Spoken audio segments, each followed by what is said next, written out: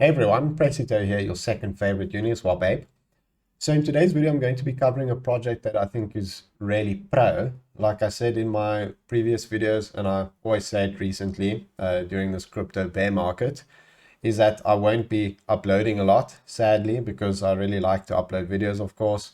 And obviously during the bull run, there was a lot of projects that I thought would do well. But obviously since it's the bear market now, especially for pre-sales, there's not many I think would do well. And the ones I am covering are the ones that I think really bring something new to the crypto space and something I definitely recommend you guys to check out. And especially lately, I'm not telling you guys definitely invest. I'm just bringing the projects to your attention for you guys to check them out and do your own research, of course, and see if it's worth investing. But it's definitely a project that I find very pro.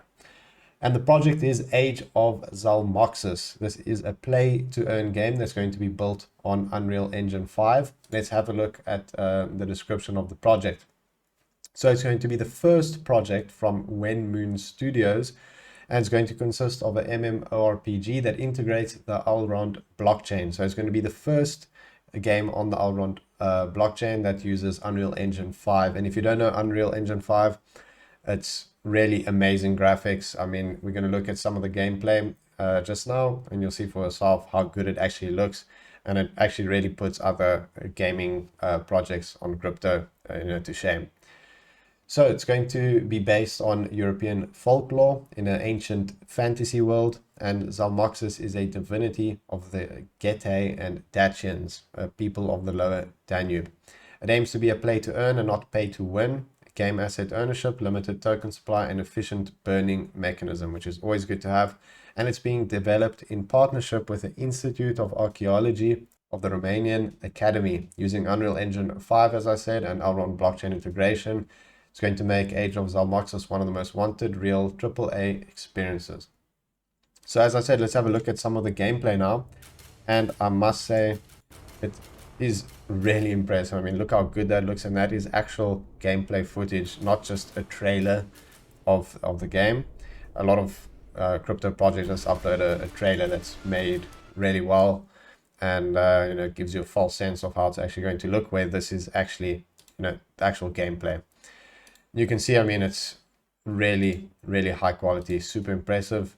Kind of reminds me and gives me vibes of Elden Ring. I just finished that game recently. This is going to be something similar in terms of the quests and how the storyline changes depending on what you do. There's going to be tons of side quests, and if you interact with someone in a certain way, it's going to change the outcome of the game.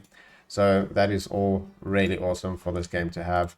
And I must say, this gameplay looks super impressive, and that is why I really am keen to make this video and bring this project to your attention, so you can see just how pro it really is. And I'm really looking forward to seeing how they're going to integrate the play to earn mechanic with this, because such a good looking game, and hopefully it will be as fun as the graphics are pro.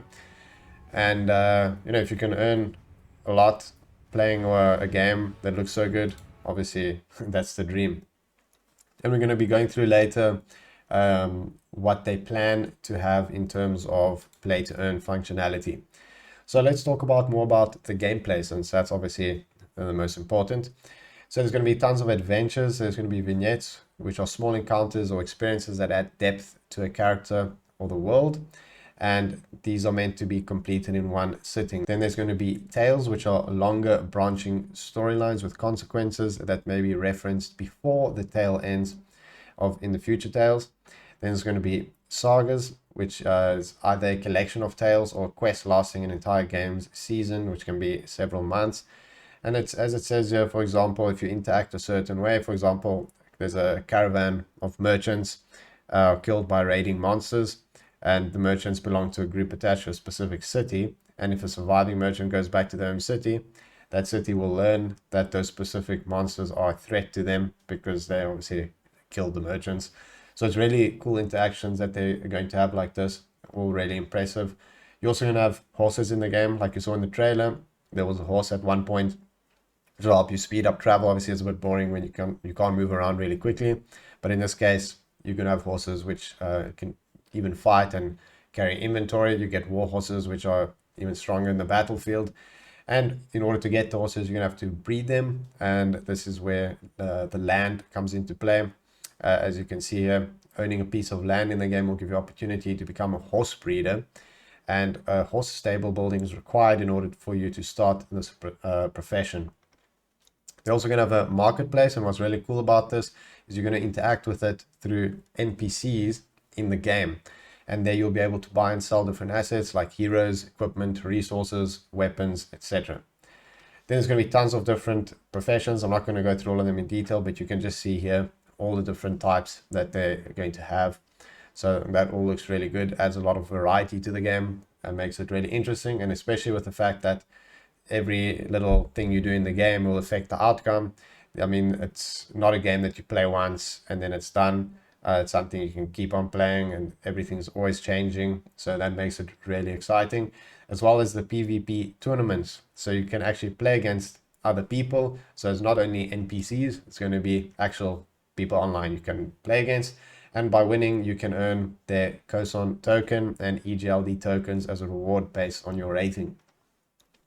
Then there's going to be different buildings, and landowners can either construct buildings on your land or rent it out to other people. So you can also make gains through doing that. There's going to be different types of buildings, which we'll go through briefly later. There's also going to be a lot of different items which will be dropped by slaying certain monsters. It can be weapons, piece of armor, utility, or just a cosmetic ornament. And you can see here the different tiers. You can get inferior, average, superior, masterwork, and legendary, which are obviously the most rare and the most valuable.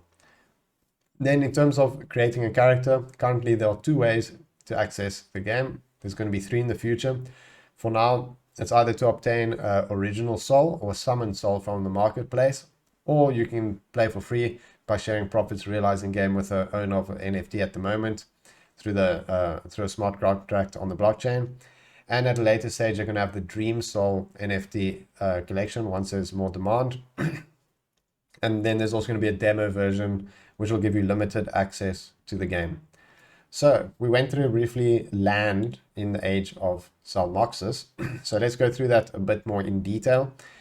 You're going to be able to get land chests, and in these you'll be able to get, as it says, 5 different region types of biomes: continental, steppe, Pannonic, Pontic, and Alpine. And their sale actually started on the 12th of June. If you have a look at their website, you can see all the different land chests that are for sale: continental chest, steep chest, Pannonic chest, Pontic. See how many are for sale, total price in their token, as you can see here. And it tells you what you can get in the chest. For example, the continental chest, you have a very low chance of getting rare resources, whereas the Pontic chest, the most expensive, you have a better chance. So in terms of the chests, besides the price that you pay with any crypto through their payment provider, you have the fee that you pay in COSON, which is needed for each type of chest, and they burn that token. So their total supply is already actually lower than their initial supply. So it's deflationary, which is really good. Then you're going to be able to also stake the land chest NFTs until the opening Q4. So until then, you can make gains on the staking. And it's going to contain a land plot which can be used on the interactive map in Q4 to claim your land. Each land plot claimed gives opportunity to choose a business, for example, farm, blacksmith, and so on, horse breeder, whatever you want to do. I mean, there's tons of possibilities with that. Can also drop a legendary item, can drop a mythical land spot, which is the Alpine biome, and owning more plots enables settlements features, which unlocks more buildings. For example, to breed horses, a stable is needed, but is available only from manor settlements or higher. And then land can be rented for tax and resource sharing as well. So they've got tons of variety with land. And if you plan to play the game, this is obviously something I recommend you get. Obviously up to you as well in the end. So in terms of their origin souls, as you can see, the hero souls, as I mentioned previously, which is what you'll need to play the game.